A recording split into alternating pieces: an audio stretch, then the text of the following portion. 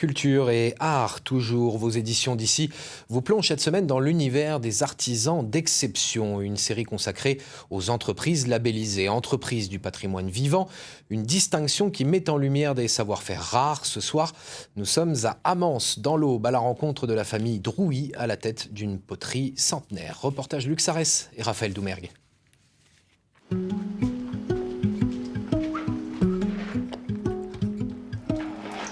C'est une histoire de famille depuis les années 30 où mon grand-père a acheté à des Alsaciens. Mon père ensuite a pris suite à son décès dans les années 65.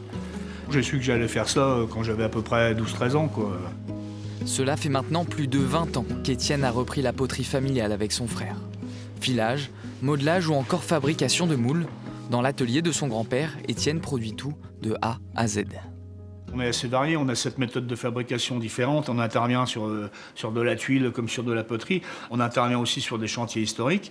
Même avec des épis, on en a deux là, qui sont sur le diocèse de cathédrale de Troyes, qui ont plus d'un siècle, et qui sont cassés, qu'il faut rénover à l'identique. Si on n'a pas des gens comme nous pour les faire, ça va disparaître.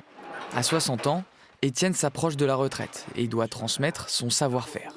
Parmi ses 3 filles, c'est Juliette, la cadette, qui a décidé de reprendre l'entreprise familiale. Je repasse une deuxième fois. Aujourd'hui, Juliette apprend l'émaillage à la louche sur des tuiles produites sur mesure pour le parc de loisirs Nigloland dans l'Aube. Par contre, vérifie l'état de la tuile avant, parce que toi, elle est pas belle. Là. Tous les jours, il a la patience de me transmettre les gestes du métier, qui sont quand même très diversifiés. Déjà, il est passionné, donc ça se fait naturellement. Et moi, comme j'ai envie d'apprendre, les questions se posent, les échanges se font et c'est tout naturel.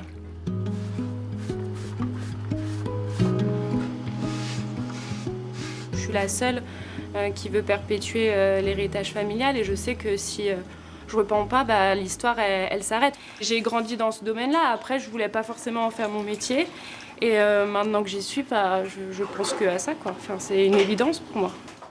Si maintenant, à 27 ans, Juliette passe la majorité de son temps dans la poterie, c'est d'abord derrière un bureau qu'elle a rejoint l'entreprise il y a 4 ans. Ayant étudié le marketing et la communication, elle lance le site internet de la poterie. Cette année, on a créé un site e-commerce à destination des particuliers pour la vente de produits en terre cuite. Donc ça, c'est les poteries, des épis de fêtage et des oyas, des diffuseurs d'eau microporeux pour les plantes.